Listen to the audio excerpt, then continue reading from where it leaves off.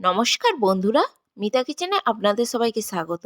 আজ আমি আপনাদের সাথে শেয়ার করব শীতকালের এক স্পেশাল রেসিপি। শীতকাল মানেই বাঙালির পিঠেপুলির উৎসব। গ্রামের ঘরে শীতকালে পিঠেপুলি ছাড়া যেন চলে না। আমি আজ আপনাদের সাথে শেয়ার করব একদম নতুন স্বাদের দুধ পুলি পিঠের রেসিপি। শুরু থেকে শেষ পর্যন্ত দেখতে থাকুন নতুন স্বাদের নতুন ধরনের দুধ পুলি পিঠের রেসিপি। প্রথমেই আমি গ্যাসের ওপর একটা পাত্রের মধ্যে জল গরম বসিয়েছিলাম চালের ডো তৈরি করব বলে। জলটা আমার ফুটতে শুরু হয়ে গিয়েছে। এখানে চালের গুঁড়ি নিয়ে নিয়েছি। আপনারা আপনাদের পরিমাণ মতো চালের গুঁড়িটা নিয়ে নেবেন। তার মধ্যে অল্প পরিমাণ লবণ দিয়ে দিলাম। এবার এই ফুটন্ত জল দিয়ে চালের ডোটা আমি রেডি করে নেব। অবশ্যই জলটা যেন ফুটন্ত হয়, নাহলে চালের ডোটা ঠিক নরম হবে না, পিঠের পুলিগুলোও সুন্দর হবে না। তাই অবশ্যই লক্ষ্য রাখবেন যেন জলটা ফুটন্ত হয়। ফুটন্ত জল দিয়েই ডোটা তৈরি করে নিতে হবে। এরপর তৈরি করে নেব নারকেলের পুর। তার জন্য কড়াইয়ের মধ্যে দিয়ে দিলাম নারকেল কুড়ো। এরপর দিয়ে দেব ছোট কাপের 1.5 কাপ আখ গুড়। আখ গুড়টা ভালো করে নারকেলের মধ্যে দিয়ে নাড়াচাড়া করে নিতে হবে।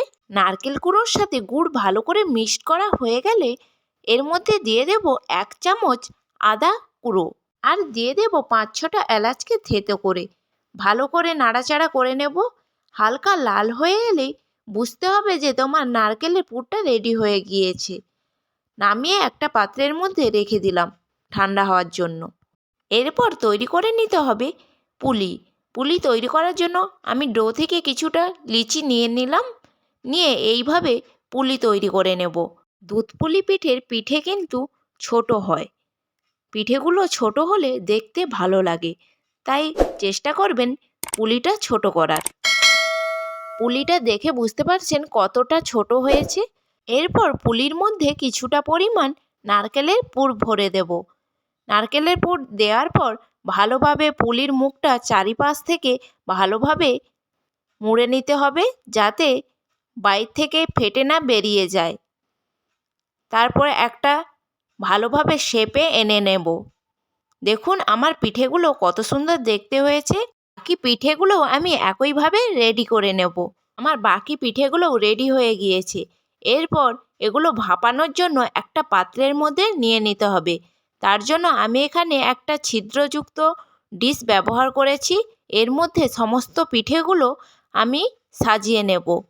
নিয়ে ভাপানোর জন্য গ্যাসের ওপর বসিয়ে দেব। তার জন্য আগে থেকে একটা পাত্রের মধ্যে কিছুটা পরিমাণ জল নিয়ে গ্যাসের ওপর ফুটোতে বসিয়েছিলাম। জলটা ফুটন্ত হয়ে গেলে এর মধ্যে ছিদ্রযুক্ত ডিশে পিঠে পুলিগুলো ভাপাতে বসিয়ে দেব। ওপর থেকে একটা ঢাকনা বা কিছু চাপা দিয়ে ভাপাতে হবে। দুধ পুলি পিঠের পিঠে কিন্তু বেশি ভাপানোর প্রয়োজন নেই। 1 থেকে 1.5 মিনিট মতোই ভাপিয়ে নিলেই যথেষ্ট। অনেকের দেখবেন পিঠেগুলো দুধের মধ্যে দেওয়ার পরই ভেঙে যায়। 1 থেকে 1.5 মিনিট মতো ভাপিয়ে নিলে এই ভেঙে যাওয়ার ভয়টা আর থাকে না। এই কারণেই ভাপিয়ে নিলে ভালো হয়। ভিডিওর প্রথমেই আমি যে দুধ পুলি পিঠের নতুন স্বাদের কথা বলেছিলাম, সেটাই এখন আমি রেডি করে নেব। তার জন্য আমি এখানে নিয়েছি 100 গ্রাম গোবিন্দভোগ চাল। এরপর গ্যাসের ওপর একটা হাঁড়ি বসিয়ে 1/2 চামচ ঘি দিয়ে দিলাম। এর মধ্যে গোবিন্দভোগ চালটা দিয়ে হালকা নাড়াচাড়া করে নেব। হালকাই নাড়াচাড়া করা হয়ে গেলে এর মধ্যে দিয়ে দিতে হবে আগে থেকে গরম করে রাখা দুধ। আমি এখানে গরুর দুধ ব্যবহার করেছি। এর মধ্যে 500 গ্রাম দুধ দিয়ে দিলাম। আপনারা বাজারের প্যাকেট দুধও ব্যবহার করতে পারেন। 1 কাপ গুঁড়ো দুধ নিয়ে গরম দুধের সাথে ভালো করে মিক্সড করে দুধের সাথে ফুটোতে বসিয়ে দেব গ্যাসের ওপর। গ্যাসের ফ্লেম মিডিয়াম আঁচে রেখে 10 থেকে 15 মিনিট ধরে চালটা সেদ্ধ হতে গ্যাসের ওপর বসিয়ে রাখবো। চালটা দেখুন অনেকটাই সেদ্ধ হয়ে গিয়েছে। এরপর এর মধ্যে দিয়ে দিতে হবে 5-6টা এলাচকে থেতো করে, আর দিয়ে দেব 2টো তেজপাতা। তারপর হাতা দিয়ে ভালো করে নাড়াচাড়া করে নিতে হবে। মাঝে মাঝেই হাতা দিয়ে ভালো করে নাড়াচাড়া করে নেবেন। দিয়ে দিচ্ছি এর মধ্যে 100 গ্রাম চিনি। চিনিটা দেওয়ার পর দিয়ে দেব অল্প পরিমাণ 1 চিমটে মতো লবণ। লবণটা শুধুমাত্র স্বাদ হওয়ার জন্যই দেওয়া। ভালো করে নাড়াচাড়া করে নিলাম। দুধটা অনেকটাই ফুটন্ত হয়ে এসেছে। এরপর এর মধ্যে দিয়ে দিতে হবে আগে থেকে রেডি করে রাখা পিঠেগুলো। সমস্ত পিঠেগুলো এর মধ্যে দিয়ে হালকা নাড়াচাড়া করে নিলাম।